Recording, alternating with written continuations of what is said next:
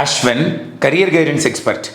Tamil Nadu medical counselling application start ஆகி choice ஃபில்லிங்க்கு wait பண்ணிட்டு இருக்கக்கூடிய மாணவர்களுக்கு நிறைய டவுட் இருக்குது. சார், எங்கள் கட் ஆஃப் கொஞ்சம் குறைவாக இருக்குது சார், அதனால தமிழ்நாடு மெடிக்கல் கவுன்சிலிங்கில் எங்களுக்கு கவர்மெண்ட் காலேஜில் சீட் கிடைப்பதற்கான வாய்ப்புகள் இல்லை. அதற்கு பதிலாக நாங்கள் ஆல் இண்டியா கோட்டாவுக்கு அப்ளிகேஷன் போட்டால் ஒருவேளை நம்ம ஸ்டேட்டில் இருக்கக்கூடிய கவர்மெண்ட் காலேஜில் சீட் கிடைக்கலனாலும் அதர் ஸ்டேட்டில் இருக்கக்கூடிய கவர்மெண்ட் காலேஜில் ஏதாச்சும் சீட் கிடைச்சா நாங்கள் செலவு கொஞ்சம் குறைவாக பண்ணி நம்ம MBBS முடிச்சிட முடியல சார் அப்படிங்கிற கேள்வியை கன்சிஸ்டண்ட்டாக நம்முடைய பெற்றோர்களும் மாணவர்களும் கேட்டுகிட்டே இருக்கிறாங்க. தினமும் ஒரு 4 காலாவது இதை கேட்டு வருகிறது. அப்போது மாணவர்களும் பெற்றோர்களும் தெரிந்து கொள்ள வேண்டிய முக்கியமான விஷயம் என்ன அப்படின்னா, ஆல் இண்டியா கோட்டாவுக்கு நீங்கள் உங்களுடைய கம்யூனிட்டிக்கு உங்களுடைய கட் ஆஃபுக்கு ஏதாவது காலேஜ் கிடைக்குமா அப்படிங்கிறத நீங்கள் முதல்ல தெரிஞ்சுக்கணுங்கிறதுனால இந்த வீடியோவை நம்ம கொண்டுட்டு வந்திருக்கிறோம். மாணவர்கள் தவறாமல் யாரெல்லாம் MBBS கவுன்சிலிங் அப்ளை பண்ணி வெயிட் பண்ணுறாங்களோ அவர்களுக்கு இந்த வீடியோவை ஃபார்வர்ட் பண்ணுங்கள். ஸோ தட் அவர்களுக்கு இது மிகவும் யூஸ்ஃபுல்லாக இருக்கும் அப்படின்னு நான் நினைக்கிறேன். ரைட்?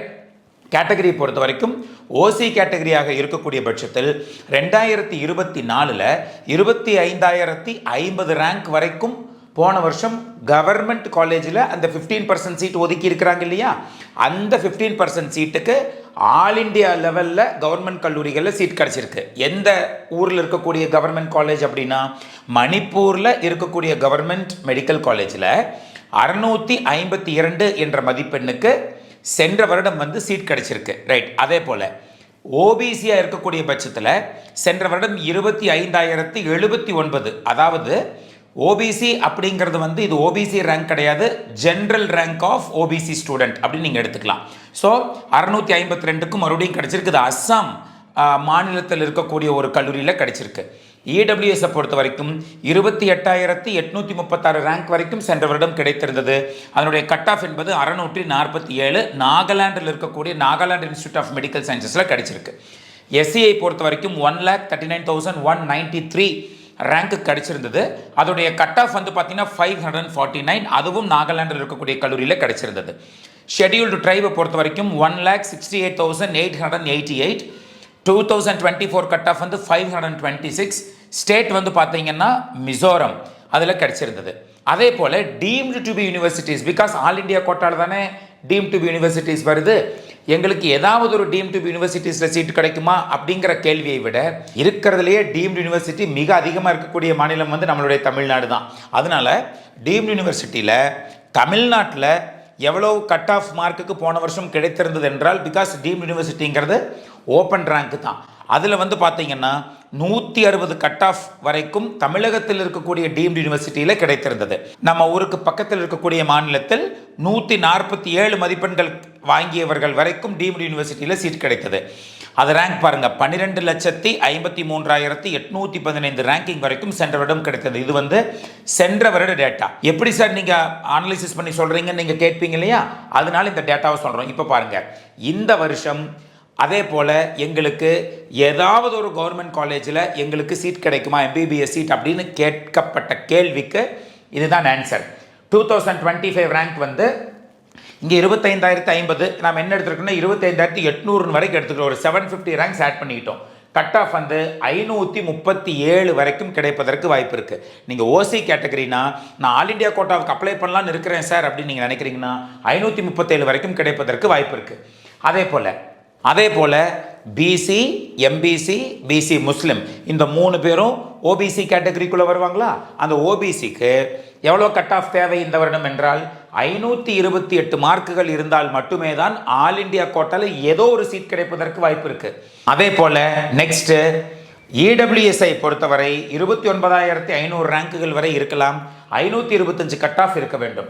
அதே போல் SCஐ பொறுத்தவரை 1,51,000 ரேங்கிங் வரை கிடைக்கும் என்று எதிர்பார்க்கிறோம். ஸோ 439 கட் ஆஃப் இருக்க வேண்டும்.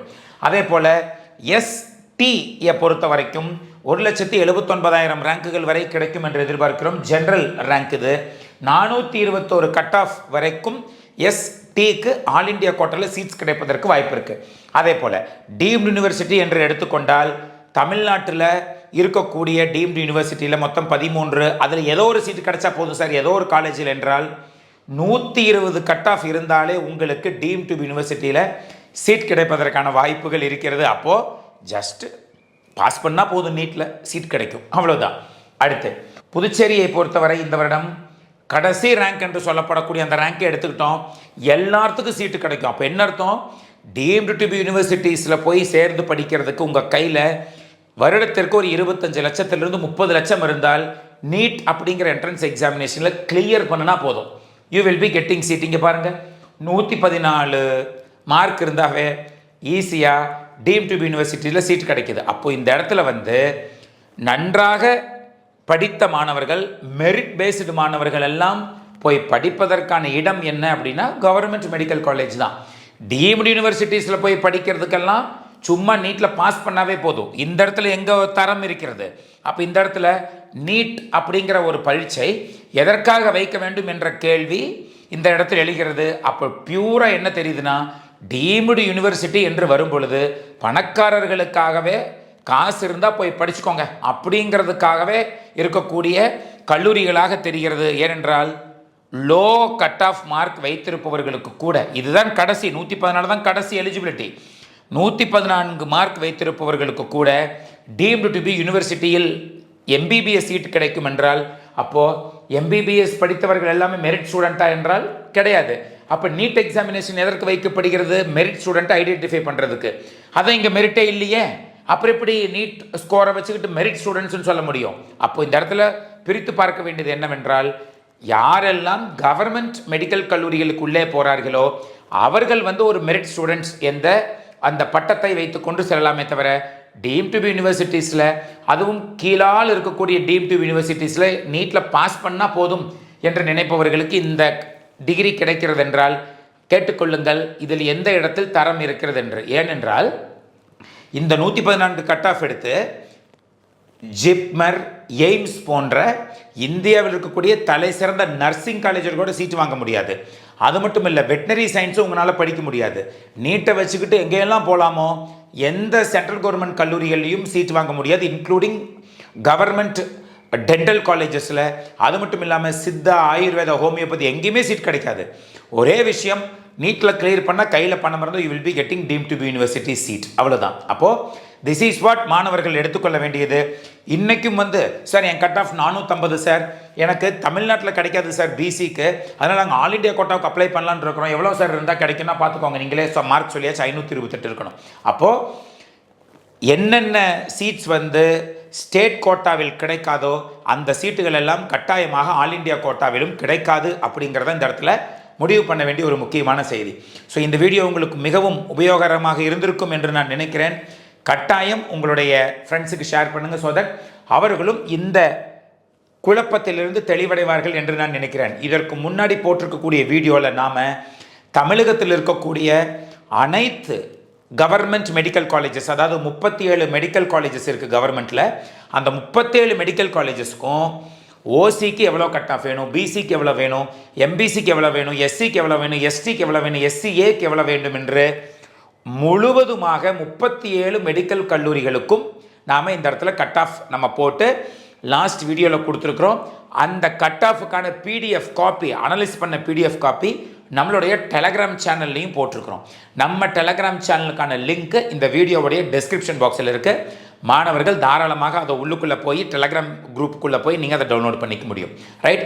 அதே போல் not only for government 37 medical colleges, 26 private medical கல்லூரிகளுக்கும் எவ்வளோ கட் ஆஃப் தேவைப்படும், உங்கள் கம்யூனிட்டிக்கு எவ்வளவு தேவைப்படும் என்று இந்த கவர்மெண்ட் கோட்டாவுக்கான அந்த கட் ஆஃபை தெளிவாக கொடுத்துருக்குறோம்.